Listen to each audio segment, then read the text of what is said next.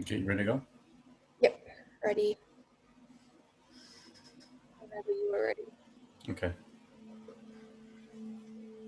Well, my name is Michael. I'm a Canadian teacher living here in Hong Kong. I've been here about 17 years.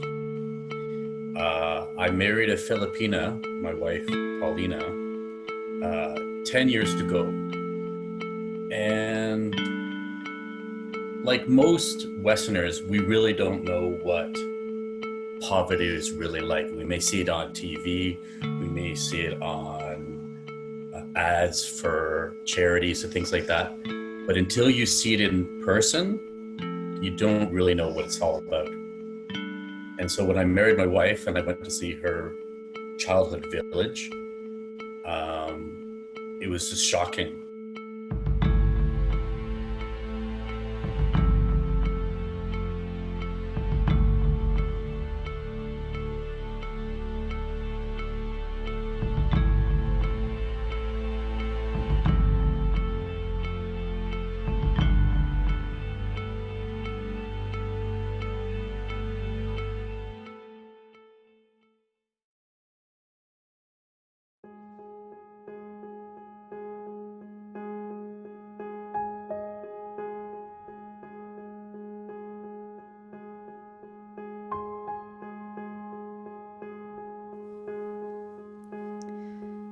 When visiting Paulina's village, I thought of the people there as survivors. Survivors, by definition, are a person who survives, especially a person remaining alive after an event in which others have died. Poverty, unfortunately, is one such event. The luxury of feeding your family becomes your top priority. When put in a situation where you choose between money, leading to food and other important necessities, and education tends to lose out. Even with knowledge that their children could go to school, end up with a better future, and ultimately make more money than what they are currently making, is not enough, because they need the money then and there just to survive. Schools have started to combat this by promising a school meal to every child that attends school once a day. This has started to combat the issue, but has not completely eradicated it. Most schools in the Philippines are government funded. This leaves them little funds, meaning that not all schools can do this. When visiting Paulina's childhood school, Michael told us about the first time that he visited the school. And her principal gave me a tour, and then he brought me to the library space. And I say library space because that's all it was. It was a space. There were no books. And again, I was completely shocked. So it took me a couple years, but I finally got into gear and gathered about 2,000 books with the help of a group of women here in Hong Kong. And I sent 2,000 books over to the school. And that was, I think, maybe 3 or 4 years ago. 3 years ago, I think.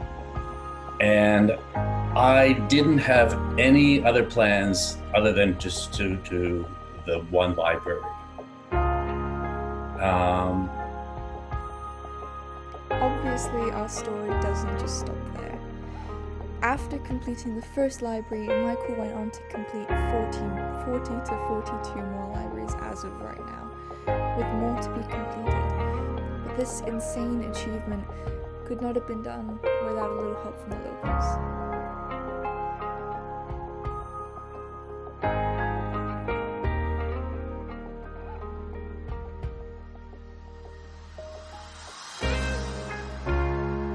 Then, with the first school library, I decided that I had to set up a legacy foundation. Just because a lot of people had set up libraries before, and then these libraries just go to waste, and their effort goes to waste. So when I built the school library, I decided, okay, I'm going to train these children how to be English reading mentors. So at the time, there were grade 7, grade 8 students.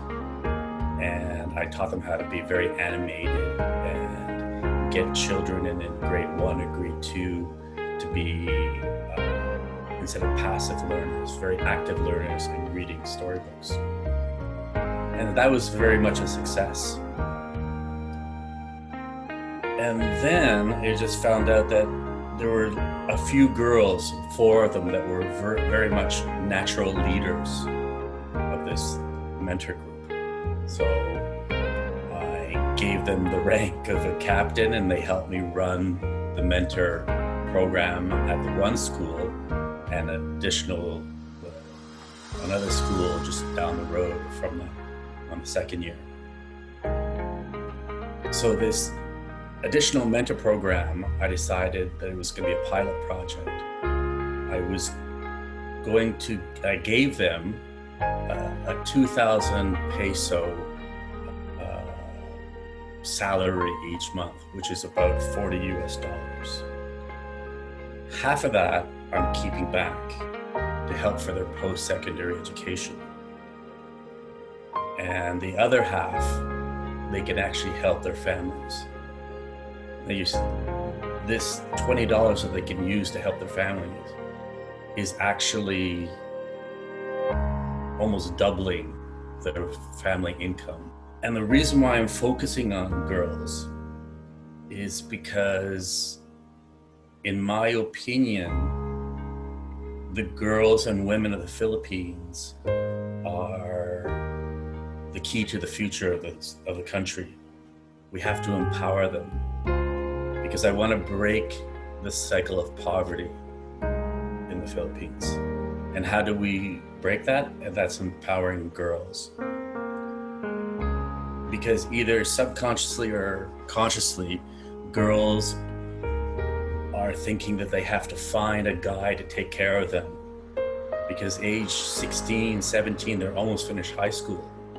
And there is no opportunity for them after high school. There isn't. So a guy comes around age 22, 23,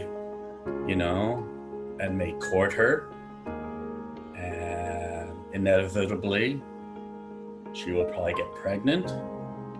And inevitably, he will most likely leave. And then the cycle of poverty just continues. So if we can empower girls that, hey, you're gonna earn your way to go to post-secondary education. You don't need a man to take care of you. I think that's very empowering. The idea of women, young girls in the Philippines, breaking the cycle of poverty seems crazy.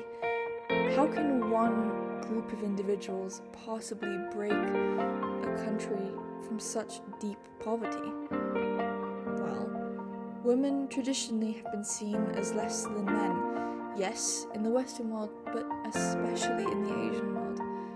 This has caused massive gender gaps and created a wide range of issues, but by empowering half a society, one that was previously overlooked, you start to see a whole new future for the Philippines. A future that can only be achieved by a new generation.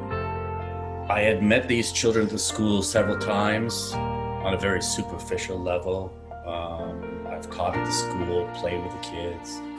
I really enjoyed their company. But when I built the school library with the help of a group of maybe 10 or 12 students, this was my first opportunity to get to know the children on a more personal level. And this is where I tell people I had my awakening. It's where I always prided myself on being very worldly, know things going on in the world, but I guess I was very ignorant about how poor people thought. And just by chance, I asked these children to write if they wanted to have pen pals in Canada. They jumped at the chance. And they each wrote letters to students in Canada, and I went over their letters for grammar and spelling, things like that. And this is where it hit me. no matter where children are growing up, in affluent countries or poor countries, they all have dreams and aspirations, and these children weren't any different.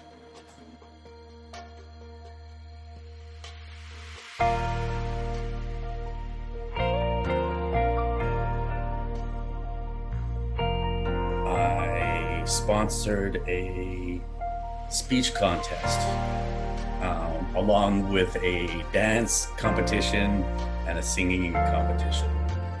And the reason initially it was only going to be a speech contest, but then I had a local friend in the Philippines who said that was maybe a little bit more. So he suggested the dance and the singing. And I said, sure. But I put the most prize money on for speech. And the reason, again, is that I wanted to show students in the Philippines that you didn't need to just get ahead if you're a good-looking girl or a handsome boy, because they're very focused on beauty pageants in the Philippines, and for very handsome boys and handsome girls, which is fine. But I want to be very inclusive.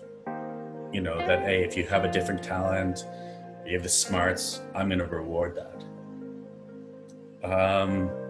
And that was very much a success this past January. The school year ended in early because of the COVID situation. But the 1 year the pilot project went on with the 4 girls was very much a success. And I was very happy with that. Proof of concept really worked well. That's where I would really like it to have nurture expand, is that we're going to find girls, and we can find some boys too, but mostly girls that we can teach to bring out this phonics and literacy program to their schools and teach preschool children literacy in English, so we can use the very formidable years of grade, 3 years old, 4 years old, start learning. And then I would also like to have leadership camps in the Philippines.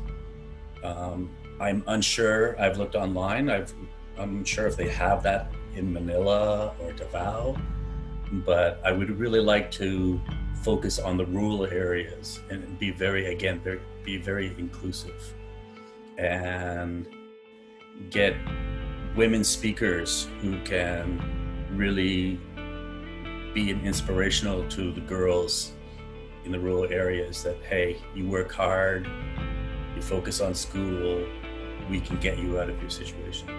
So why did I do all this? Why did I fly all the way to the Philippines just to film a documentary about people who you will never meet and you will never know? It's because I wanted to show people that you are far more similar to them than you think.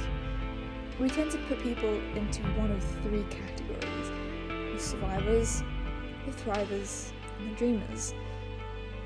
The survivors being those who are just about making it from paycheck to paycheck, meal to meal, and they don't seem like they're going anywhere. The thrivers are doing better. They're learning to adapt to their situation. They're changing how they think about certain things, and they're just about getting there, but they still aren't going to get much further. And they're still in the same situation that they were, they're just changing how they look at it. And then we have the dreamers. They're the ones who just smash the whole situation to bits and rebuild it. They're the ones that don't care about where they're at. It's just where they're going to be, how they're going to get there.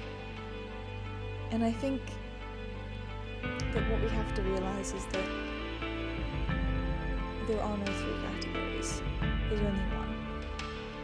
No matter who you are, how old you are, where you live, how much money you make, it doesn't matter.